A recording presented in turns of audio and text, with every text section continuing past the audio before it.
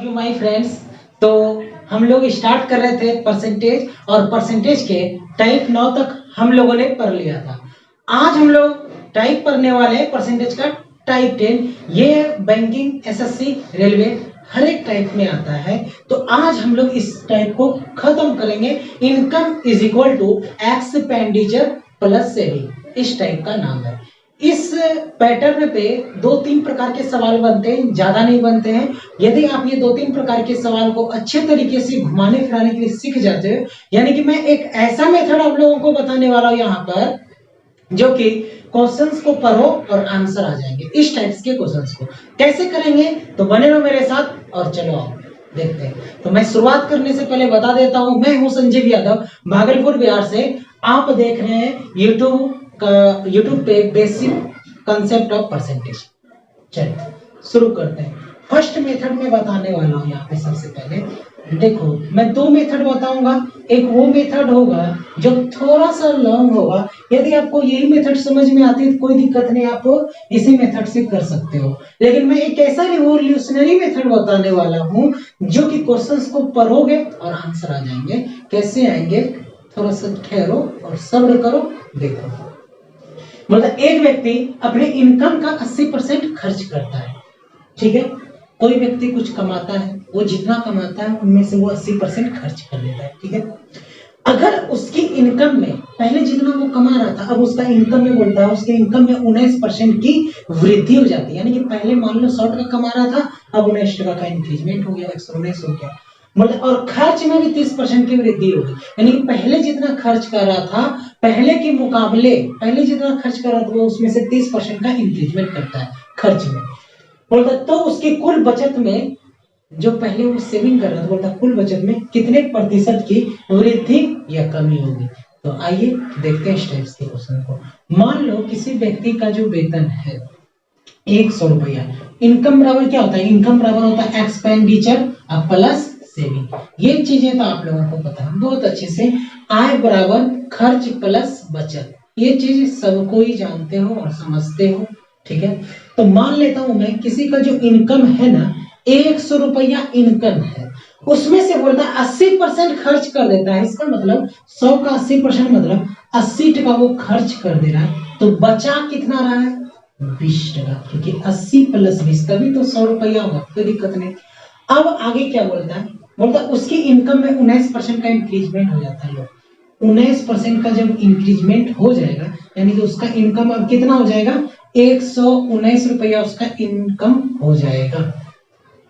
अब क्या बोल रहा है? उसकी आय में 19% की वृद्धि होती है और खर्च में 30% का इंक्रीजमेंट होता है। पहले जितना खर्च हो रहा था, पहले 80 का खर्च हो रहा था, अब 30% और एक्स्ट्रा खर्च कर रहा है। तो 80 का 30% 8 या 24, यानी कि 80 प्लस 24 104। अब जो खर्च कर रहा है वो कितना कर रहा है? 104, क्योंकि इसमें जो इंक्रीजमेंट हो रहा है 30% का इंक्रीजमेंट हो रहा है। कोई दिक्कत नहीं। सोचो कोई बंदा 119 रुपया कमा रहा है और 104 टका खर्च कर रहा है, तो गारंटी है कि वो जो बचा रहा होगा 15 टका बचा रहा होगा, तभी ना 104 प्लस 15 119 टका इनकम हो जाएगा। कोई दिक्कत नहीं। अच्छा पहले देखो वो क्या टका कमा रहा था? 20 टका, सॉरी बचा रहा था। कितना बचा रहा था वो? पहले 20 टका। अब कितना बचा रहा है?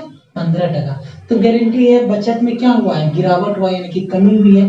कितने की कमी हुई है? 5 का कमी हुआ है। तो पहले कितना बचा रहा था? 20 टका, तो 20, और इसका परसेंटेज निकाल देंगे हम लोग तो आराम से निकल सकता है 20/2500। यानी कि हम लोग कह सकते हैं कि इन्होंने 25% का क्या किया है? बचत में कमी की है। पहले जितना बचत कर रहा था 25% का क्या हो गया? कमी हुआ। कोई दिक्कत नहीं है। अब हम लोग चलते हैं एक ऐसा मेथड जो कि देख करके बनाएंगे, लेकिन पहले मैं इसको एक्सप्लेनेशन कर देता हूं, ताकि एक्सप्लेन करने से क्या होगा, थोड़ा समय तो लगेगा, लेकिन मैं एक तरीका ऐसा बताऊंगा, उसी के आधार पे इस तरीके से मैं बताऊंगा भी तुरंत कि फास्ट कैलकुलेट कैसे कर सकते हो। देखो नंबर लाइन, सेकंड मेथड जो है आपका नंबर लाइन का है। मैं पूरे यूट्यूब को चैलेंज करता हूं कि ये मेथड से फास्ट नहीं हो सकता, कोई फास्ट नहीं करा सकता इस मेथड के अलावा, इससे फास्ट तो नहीं होगा। तो आओ हम लोग देखेंगे सुपर फास्ट स्पीड कैसे करते हैं। ये नंबर लाइन है, आपको पता होता है नंबर लाइन क्या होता है। ये बीच में 0 होता है, लेकिन बीच में मैं इसको क्या कर लेता हूँ? इनकम मान लेता हूँ। ये मेरा बीच में क्या हो गया? इनकम हो गया। कोई दिक्कत? Low income. यहाँ पे हमको लिखना है एक्सपेंडिचर और यहाँ पे हमको लिखना है सेविंग्स। नो डाउट क्लियर हो जाएंगे आपके। अब क्या बोलता है देखो 80% खर्च करता है। 80% का मीनिंग समझना है। 80% का जो मीनिंग होता है ना 4/5 होता है। उम्मीद करता हूं कि ये चीजें आपको बताने की मुझे जरूरत नहीं है।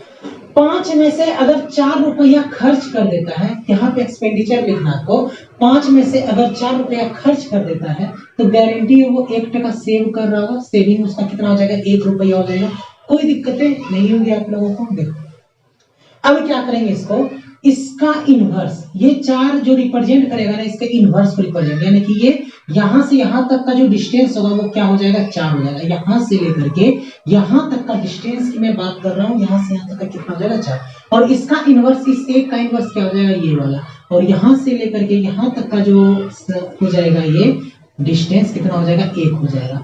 तो कोई दिक्कत नहीं होनी चाहिए। अब देखते हैं क्या बोलता है क्वेश्चन।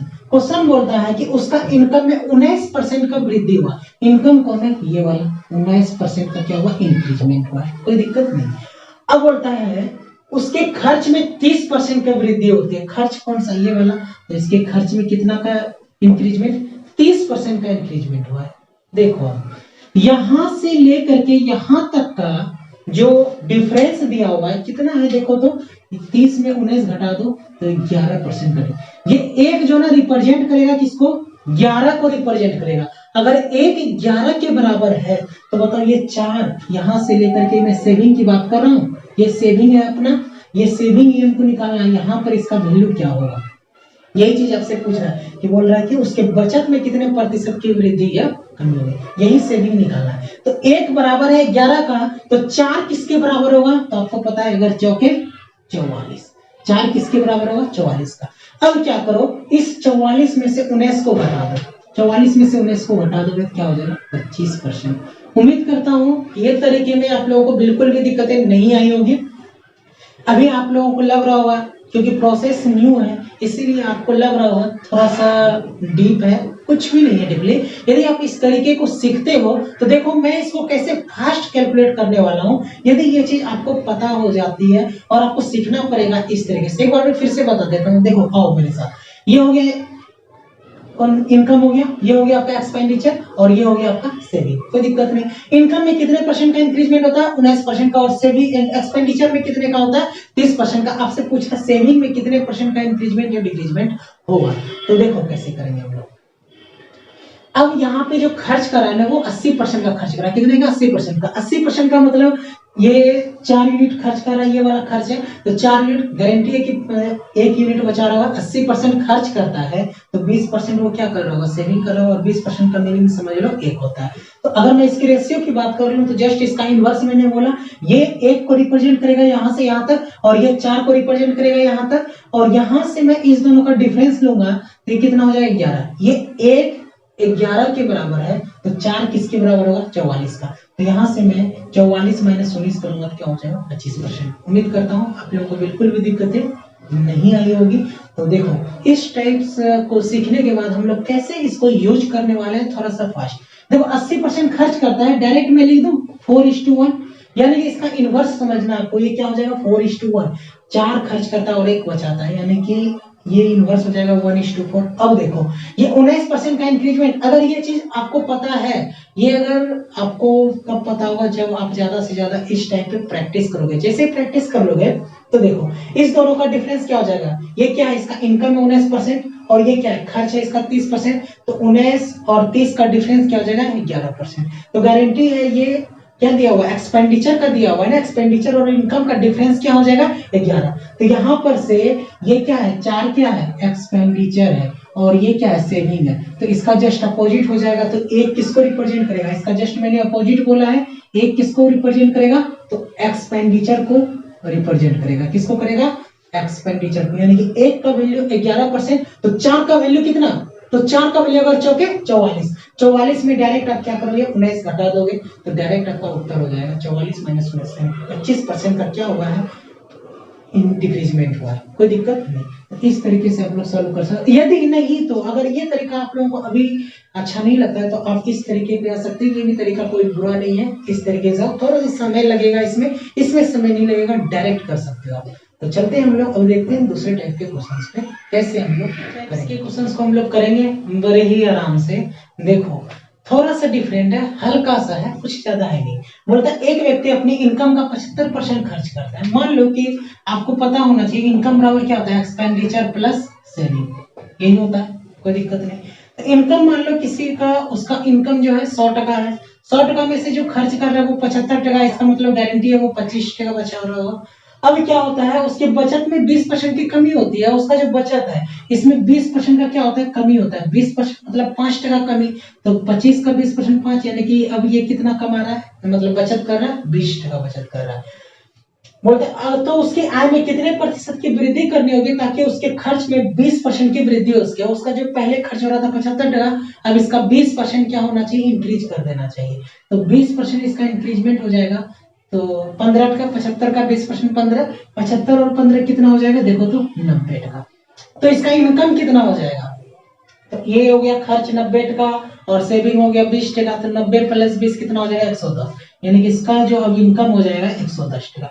तो देखो यहाँ से कितने का इंक्रीजमेंट हो रहा है, पहले इनका इसका इनकम था 100, अब इसका इनकम कितना हो गया 110। तो कितने का इंक्रीजमेंट हुआ परसेंटेज में, तो 10% का। इसको निकालने की कोई जरूरत ही नहीं है, 10/100 गुना 100, 10%, कोई दिक्कत नहीं।